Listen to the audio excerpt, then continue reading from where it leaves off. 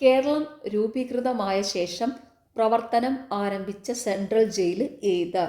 Option B Thavanoor central jail. Keralam രൂപീകൃതമായ ശേഷം പ്രവർത്തനം ആരംഭിച്ച central jail Thavanoor central jail. ഈ തവന്നൂർ സെൻട്രൽ ജയിൽ സ്ഥിതി ചെയ്യുന്നത് മലപ്പുറം ജില്ലയിലാണ്. അതും കൂടി ഓർത്ത് വെച്ചോണേ. തവന്നൂർ സെൻട്രൽ ജയിൽ സ്ഥിതി ചെയ്യുന്നത് മലപ്പുറം ജില്ലയിലാണ്. ഇതും PSC മുൻപ് ചോദിച്ചിട്ടുള്ള ചോദ്യമാണ്. അപ്പോൾ കേരളം രൂപീകൃതമായ ശേഷം പ്രവർത്തനം ആരംഭിച്ച central jail Thavanoor central jail. സ്ഥിതി ചെയ്യുന്ന ജില്ല മലപ്പുറം. 2017 കേരള ജയിൽ പരിഷ്കരണ കമ്മീഷൻ ചെയർമാൻ ആരായിരുന്നു? Option C Alexander Jacob. 2017 Kerala jail പരിഷ്കരണ കമ്മീഷൻ ചെയർമാൻ ആരായിരുന്നു? അലക്സാണ്ടർ ജേക്കബ്. ബോസ്റ്റൽ സ്കൂളിൽ പാർപ്പിക്കുന്നത് ഏത് പ്രായപരിധിയിലുള്ള തടവുകാരെയാണ്? ഓപ്ഷൻ ഡി 18 മുതൽ 21 വയസ്സ് വരെയുള്ളവരെ. ബോസ്റ്റൽ സ്കൂളിൽ പാർപ്പിക്കുന്നത് ഏത് പ്രായപരിധിയിലുള്ള തടവുകാരെയാണ്? 18 മുതൽ 21 വയസ്സ് വരെ. തടവുകാരെ അകാല വിടുതലിന് സർക്കാരിന് മുൻപാകെ ശുപാർശ ചെയ്യുന്ന ഉപദേശക സമിതിയെ സംബന്ധിച്ച് ശരിയായ പ്രസ്താവനകൾ ഏതൊക്കെയാണ്? Option C 1, 2, 4. ശരിയായ പ്രസ്താവനകൾ: സമിതിയുടെ അധ്യക്ഷൻ ജയിൽ വകുപ്പ് മേധാവിയാണ്. ജില്ലാ കളക്ടർ ഈ സമിതി അംഗമാണ്. അനൗദ്യോഗിക അംഗങ്ങളുടെ എണ്ണം 3 ആയിരിക്കും.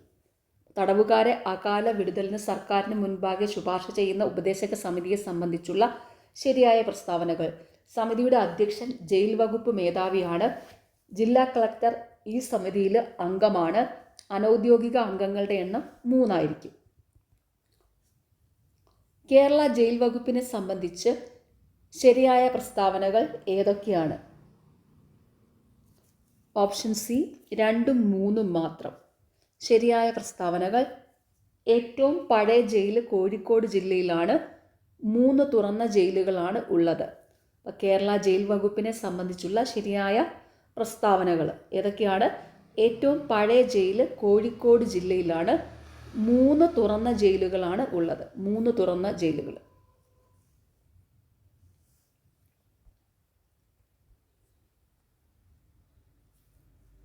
ദേശീയ മനുഷ്യാവകാശ കമ്മീഷൻ അംഗങ്ങളെ നിയമിക്കുന്ന പ്രക്രിയയിൽ പങ്കാളികൾ ആകുന്നവർ ആരൊക്കെയാണ്? Option A 1, 2, 3. Sorry, option A 1, 2, 4. 1, 2, 4. Okay. പ്രധാനമന്ത്രി, രാഷ്ട്രപതി, കേന്ദ്ര ആഭ്യന്തരമന്ത്രി. ദേശീയ മനുഷ്യാവകാശ കമ്മീഷൻ അംഗങ്ങളെ നിയമിക്കുന്ന പ്രക്രിയയിൽ പങ്കാളികളാകുന്നവർ: പ്രധാനമന്ത്രി, രാഷ്ട്രപതി, കേന്ദ്ര ആഭ്യന്തരമന്ത്രി.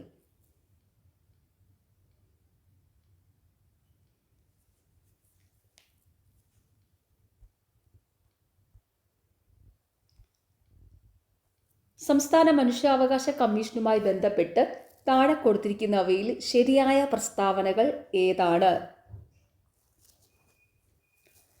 ഓപ്ഷൻ ബി 3 മാത്രം. ശരിയായ പ്രസ്താവന: അംഗങ്ങളെ തിരഞ്ഞെടുക്കുന്ന കമ്മിറ്റിയിൽ നിയമസഭാ സ്പീക്കർ അംഗമാണ്. സംസ്ഥാന മനുഷ്യാവകാശ കമ്മീഷനുമായി ബന്ധപ്പെട്ട് താഴെ കൊടുത്തിരിക്കുന്ന പ്രസ്താവനയിൽ ശരിയായ പ്രസ്താവനകൾ ഏതൊക്കെയാണ്? 3 മാത്രമാണ് ശരിയായ പ്രസ്താവന. ഏതാണ്? അംഗങ്ങളെ തിരഞ്ഞെടുക്കുന്ന കമ്മിറ്റിയിൽ നിയമസഭാ സ്പീക്കർ അംഗമാണ്.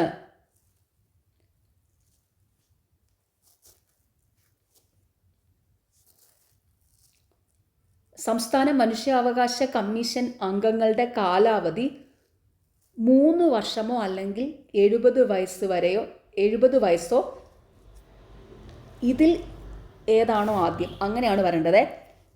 5 വർഷമല്ല, 3 വർഷം. സംസ്ഥാന മനുഷ്യാവകാശ കമ്മീഷൻ അംഗങ്ങളുടെ കാലാവധി എന്ന് പറയുന്നത് 3 വർഷം അല്ലെങ്കിൽ 70 വയസ്സ് വരെ. അതിലേതാണോ ആദ്യം അതുവരെ. 3 വർഷം അല്ലെങ്കിൽ 70 വയസ്സ് വരെ. അതൊന്ന് നോട്ട് ചെയ്ത് വെച്ചോണം കേട്ടോ.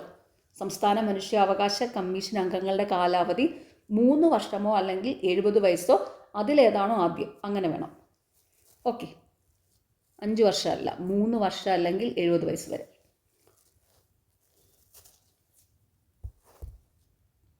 പിന്നെ സംസ്ഥാന മനുഷ്യാവകാശ കമ്മീഷൻ അംഗങ്ങളെ നിയമിക്കുന്നത് ഗവർണറാണ്, പക്ഷെ നീക്കം ചെയ്യുന്നത് രാഷ്ട്രപതിയാണ്. ഓർത്ത് വെച്ചോണേ, സംസ്ഥാന മനുഷ്യാവകാശ കമ്മീഷൻ അംഗങ്ങളെ നിയമിക്കുന്നത് ഗവർണറാണ്, നീക്കം ചെയ്യുന്നത് രാഷ്ട്രപതിയാണ്. ഓക്കെ. പിന്നെ സംസ്ഥാന മനുഷ്യാവകാശ അംഗങ്ങൾക്ക് പുനർനിയമനത്തിന് അർഹതയുണ്ട്. സംസ്ഥാന മനുഷ്യാവകാശ കമ്മീഷൻ അംഗങ്ങൾക്ക് പുനർനിയമനത്തിന് അർഹതയുണ്ട്. ഓക്കെ, അപ്പോൾ അതെല്ലാം ഓർത്ത് വയ്ക്കുക കേട്ടോ. അപ്പോൾ ഇവിടെ സംസ്ഥാന മനുഷ്യാവകാശ കമ്മീഷനുമായി ബന്ധപ്പെട്ടുള്ള ശരിയായ പ്രസ്താവന എന്ന് പറയുന്നത് 3ാമത്തെ പ്രസ്താവനയായ അംഗങ്ങളെ തിരഞ്ഞെടുക്കുന്ന കമ്മിറ്റിയിൽ നിയമസഭാ സ്പീക്കർ അംഗമാണ്. പിന്നെ ഇവിടെ ഓർത്ത് വയ്ക്കേണ്ടത് ഈ തന്നിരിക്കുന്ന തെറ്റായ 3 പ്രസ്താവനകൾ കറക്റ്റ് ചെയ്ത് പറഞ്ഞിരിക്കുന്ന കാര്യങ്ങളാണ്. ഏതൊക്കെയാണ്? സംസ്ഥാന മനുഷ്യാവകാശ കമ്മീഷൻ അംഗങ്ങളുടെ കാലാവധി 3 വർഷമോ 3 വർഷം അല്ലെങ്കിൽ 70 വയസ്സ് വരെയാണ്. അതിലേതാണോ ആദ്യം അതുവരെ. 3 വർഷം അല്ലെങ്കിൽ 70 വയസ്സ് വരെ. പിന്നെ സംസ്ഥാന മനുഷ്യാവകാശ കമ്മീഷൻ അംഗങ്ങളെ നിയമിക്കുന്നത് ഗവർണറാണ്, നീക്കം ചെയ്യുന്നത് രാഷ്ട്രപതിയാണ്. പിന്നെ സംസ്ഥാന മനുഷ്യാവകാശ കമ്മീഷൻ അംഗങ്ങൾക്ക് പുനർനിയമനത്തിന് അർഹത ഉണ്ട്. ഓക്കെ.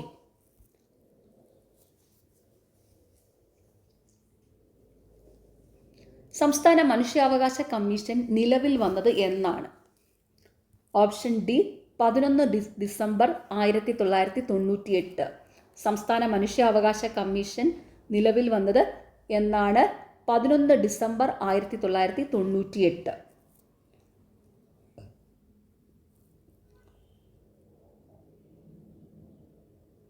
നിലവിലെ ദേശീയ മനുഷ്യാവകാശ കമ്മീഷൻ ചെയർപേഴ്സൺ ആരാണ്? ജസ്റ്റിസ് വി രാമസുബ്രഹ്മണ്യനാണ് കേട്ടോ. നിലവിലെ ദേശീയ മനുഷ്യാവകാശ കമ്മീഷൻ ചെയർപേഴ്സൺ ആരാണ്? Justice V Ramasubramanian. V Ramasubramanian. ഓർത്തു വെച്ചോണേ, നിലവിലെ ദേശീയ മനുഷ്യാവകാശ commission chairperson justice V Ramasubramanian. മിക്ക പരീക്ഷയിലും ചോദിക്കാറുണ്ട്.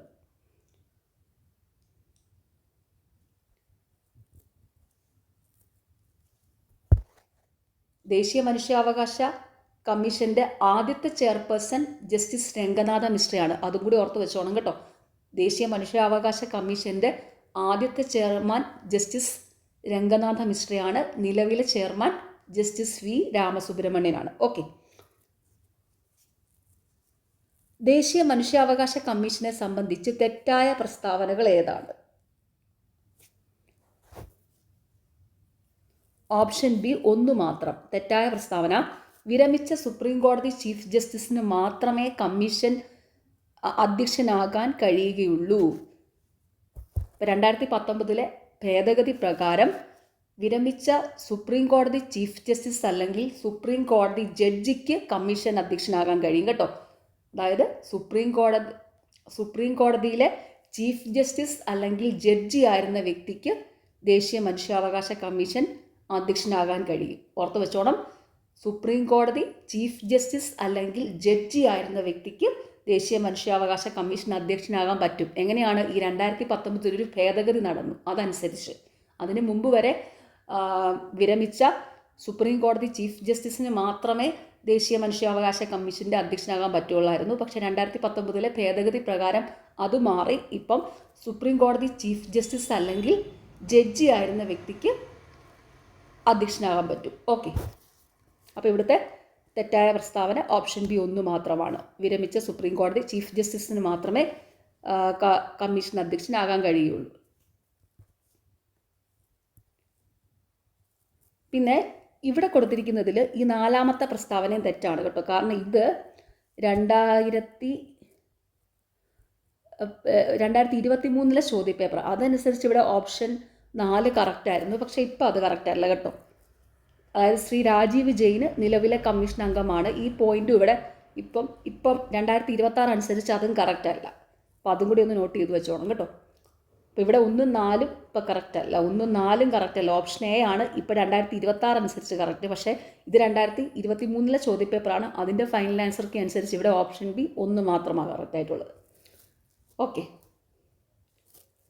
പിന്നെന്താണ് ഇവിടെ തന്നിരിക്കുന്നതിൽ ഈ ദേശീയ മനുഷ്യാവകാശ കമ്മീഷനെ സംബന്ധിച്ചുള്ള ശരിയായ പ്രസ്താവനകളും കൂടി ഒന്ന് നോക്കാം. അതിവിടെ 2ഉം 3ഉമാണ്. അതായത് ദേശീയ മനുഷ്യാവകാശ കമ്മീഷൻ ഒരു സ്റ്റാറ്റ്യൂട്ടറി ബോഡിയാണ്.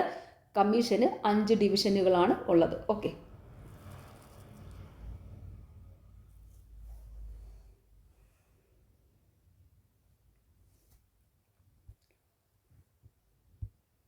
വിവരാവകാശ നിയമം 2005 നിലവിൽ വന്നപ്പോൾ റദ്ദാക്കപ്പെട്ട നിയമം ഏത്?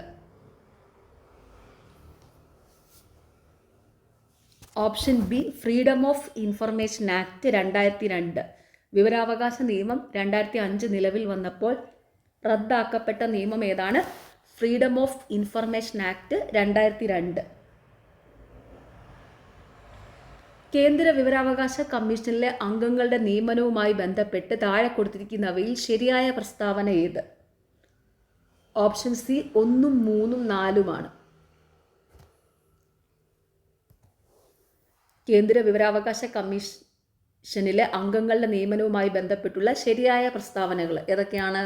അംഗങ്ങളെ നിയമിക്കുന്നത് രാഷ്ട്രപതിയാണ്. ഈ കമ്മിറ്റിയുടെ അധ്യക്ഷൻ പ്രധാനമന്ത്രിയാണ്.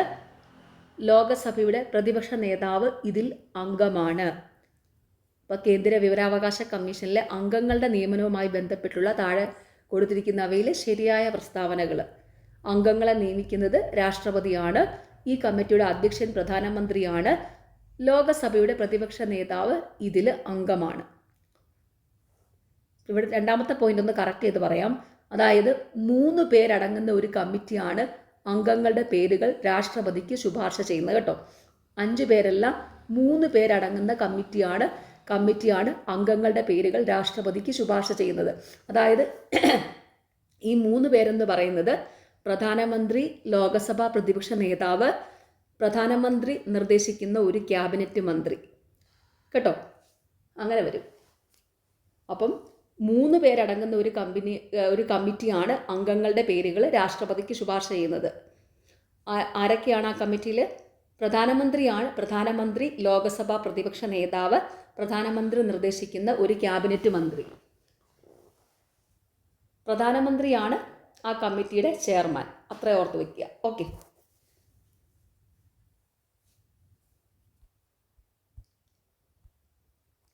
(2019) ഭേദഗതി പ്രകാരം സംസ്ഥാന വിവരാവകാശ കമ്മീഷണറുടെ ഔദ്യോഗിക കാലാവധി എത്രയാണ്? ഇവിടെ കൊടുത്തിരിക്കുന്ന ഒന്നുമല്ല കേട്ടോ. ഓപ്ഷൻ ഡി ആണ്. ഇവയൊന്നുമല്ല. അതായത് 3 വർഷം അല്ലെങ്കിൽ 65 വയസ്സ് വരെ ഏതാണോ ആദ്യം, അങ്ങനെയാണ് വരുന്നത് കേട്ടോ. 3 വർഷം അല്ലെങ്കിൽ 65 വയസ്സ് വരെ, ഇതിലേതാണോ ആദ്യം. അപ്പോൾ ഇവിടെ 2019 ഭേദഗതി പ്രകാരം സംസ്ഥാന വിവരാവകാശ കമ്മീഷണറുടെ ഔദ്യോഗിക കാലാവധി എത്രയാണ്? 3 വർഷം അല്ലെങ്കിൽ 65 വയസ്സ് വരെ. 3 വർഷം അല്ലെങ്കിൽ 65 വയസ്സ് വരെ. കേരള സംസ്ഥാനത്തെ നിലവിലെ മുഖ്യ വിവരാവകാശ കമ്മീഷണർ ആരാണ്? വി ഹരിനായരാണ്. കേരള സംസ്ഥാനത്തിലെ മുഖ്യ വിവരാവകാശ commissioner V Hari Nair.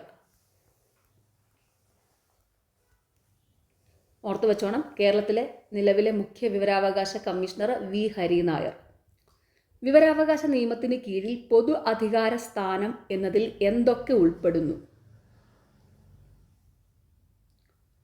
Option D 1, 2, 3, 4. ഇത് തന്നിരിക്കുന്ന എല്ലാം വരും. അതായത് വിവരാവകാശ നിയമത്തിന് കീഴിൽ പൊതു അധികാര സ്ഥാനം എന്നതിൽ എന്തൊക്കെ ഉൾപ്പെടുന്നു? സർക്കാർ ഓഫീസുകൾ, ISRO, Bharat petroleum corporation, state bank of India. വിവരാവകാശ നിയമത്തിന് കീഴിൽ പൊതു അധികാരം എന്നതിൽ എന്തൊക്കെ ഉൾപ്പെടുന്നു? സർക്കാർ ഓഫീസുകൾ, ISRO, Bharat petroleum corporation, state bank of India. ബുദ്ധിശക്തിയുടെ ബഹുമുഖ സിദ്ധാന്ത പ്രകാരം നൃത്തം ചെയ്യുന്ന വ്യക്തികളിൽ ഏതുതരം ബുദ്ധിയാണ് മുന്നിട്ട് നിൽക്കുന്നത്? ഓപ്ഷൻ ബി ശാരീരിക ചലനപര ബുദ്ധി. ബുദ്ധിശക്തിയുടെ ബഹുമുഖ സിദ്ധാന്ത പ്രകാരം നൃത്തം ചെയ്യുന്ന വ്യക്തികളിൽ ഏതുതരം ബുദ്ധിയാണ് മുന്നിട്ട് നിൽക്കുന്നത്? ശാരീരിക ചലനപര ബുദ്ധി. മനോവിശ്ലേഷണ സിദ്ധാന്തം വികസിപ്പിച്ച വ്യക്തിയുടെ പേര്? Option A Sigmund Freud. മനോവിശ്ലേഷണ സിദ്ധാന്തം വികസിപ്പിച്ച വ്യക്തിയുടെ പേര് സിഗ്മണ്ട് ഫ്രോയിഡ്. ഇത് എപ്പോഴും പി എസ് സി ചോദിക്കാറുണ്ട്. മനോവിശ്ലേഷണ സിദ്ധാന്തം വികസിപ്പിച്ച വ്യക്തിയുടെ പേര് സിഗ്മണ്ട് ഫ്രോയിഡ്.